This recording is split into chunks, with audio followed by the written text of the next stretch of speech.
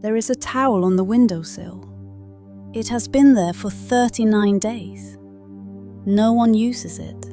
No one moves it. A cup of water sits beside it, refilled each morning. The house is quiet. Someone died here not long ago.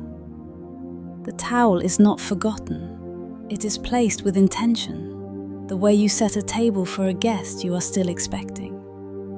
In Slavic folk tradition, the soul does not leave immediately.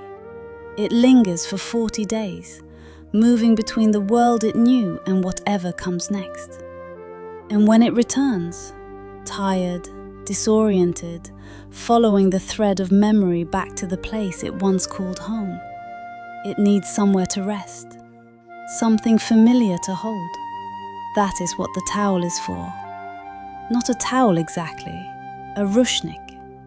And the distance between those two words is the distance between an object and the life.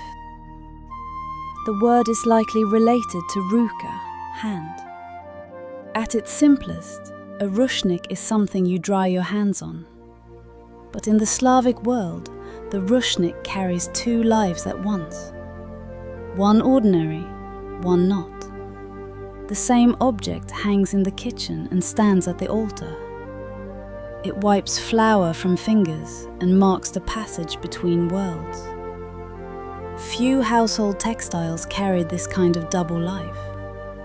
Most rushnyky are made of linen, long, narrow, sometimes 3 meters from end to end. The center is left plain. The ends are embroidered, dense with pattern. Red in many regions, sometimes black, the colors of blood and earth, of life and what comes after. Folk belief sometimes treated old rushnyky differently from new ones. The longer a cloth remained in the family, the more meaning it seemed to gather. Rushnyky were not thrown away. They were kept, passed down, held. A new rushnyk was just linen. An old one was something else. The cloth also served as a public language. In some regions, a rushnyk hung in the window was a signal to the village that someone in the house had died, that the family was in mourning. Neighbors read it the way you read a face. No words needed. Girls often began learning textile work very young, sometimes around 5 years old. By the time she was old enough to marry, she was expected to have produced a large dowry of embroidered textiles, shirts, cloths, and rushnyky. Sometimes 20, sometimes more. Her embroidery formed part of how she was judged by the matchmaker, by the family she was marrying into, by the village.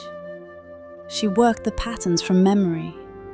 The motifs passed from mother to daughter without being written down. Birds, flowers, geometric forms. Each region had its own language of shapes. A girl from one village could look at a rushnyk and know, roughly, where it came from. She did not always know what she was making each piece for. A wedding perhaps, a birth. She stitched without knowing which threshold the cloth would one day mark. In many regions, embroidery carried ritual meaning. Many motifs were understood as protective, patterns that stood between the people who used them and whatever might wish them harm. And the act of making was itself hedged with care. In some traditions, a girl would pray before beginning, use only a new needle, and work only in daylight. The cloth was only as good as the attention brought to it. There was also a belief, recorded in some traditions, that the act of embroidering a rushnyk for a specific purpose drew that purpose closer. A woman working a wedding rushnyk was not simply preparing for a wedding. She was, in some sense, making it happen, stitch by stitch, hour by hour, through the long winters before the ceremony arrived. What she made would outlast her in ways she could not predict. In many traditions, the newborn was first received into a rushnyk, placed into the cloth at the moment of arrival, lifted from one world and set into another, the embroidered linen the first surface between the child and everything that followed. Folk tradition understood this as a threshold. The rushnyk marked the moment the child crossed from the unborn into the living. That same cloth was kept, set aside, not used for ordinary things, because it had already done something. It had held the child at the exact moment of arrival, when the boundary between worlds was still thin. In some families, important rushnyky were preserved for decades, reappearing at different moments of life: a wedding, a funeral, a memorial meal. The same cloth, or one very like it, marking each crossing in turn. The same kind of cloth, appearing again and again at the edge of human life.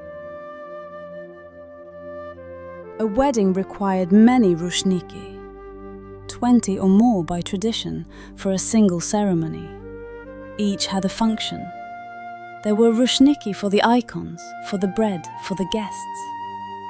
There were rushnyky that bound the hands of the couple together, the matchmaker tying the knot and saying, "I am not tying a knot, I am tying your word." But the most important was the one laid on the floor. The bride and groom stood on it during the ceremony. Folk belief held that this rushnyk determined everything that followed, the shape of the marriage, the life they would build together.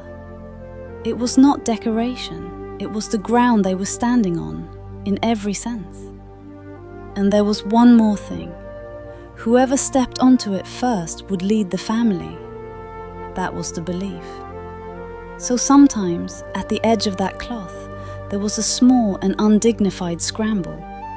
Two people who had just promised each other everything, jostling quietly for the first step. When the ceremony ended, that rushnyk was folded and kept. Not used again for ordinary things, often set aside for the funeral. The cloth that held the beginning was saved for the end. When someone died, the rushnyky came out again. The body was covered with one. The oxen pulling the hearse, in some regions, were decorated with them. The cross over the grave was draped, and the coffin, in some parts of Ukraine, was lowered into the ground on long rushnyky, one at each end, the living holding the cloth above while the dead descended below. Folk tradition understood this as a road. The rushnyk did not just accompany the body, it created a path, something for the soul to follow, out of the known world and into whatever lay beneath. When the coffin reached the bottom, the rushnyky were left, tied to the grave cross, placed inside, given over entirely. The cloth did not come back, but the soul, tradition held, was not finished yet. For 40 days after a death, a towel was placed on the windowsill, with a cup of water beside it. The soul, it was believed, had not fully departed. It moved, it returned. It needed somewhere to rest in the place it had always rested. The water was there if it was thirsty. The towel was there if it needed to feel, for a moment, that it was still home. On the 40th day, the family went to the cemetery. They took the towel with them, and there, at the grave, in the open air, they shook it out. Once, twice, a deliberate motion, not careless. The soul, it was understood, was released in that moment. The 40 days were over. The wandering was done. The cloth had held the connection as long as it was needed, and now it was time to let go. In some traditions, the towel was burned.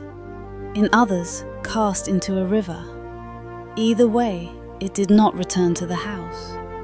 What had served its purpose was given away entirely. An object made to hold, finally released. There is no single rushnyk that survives all of this.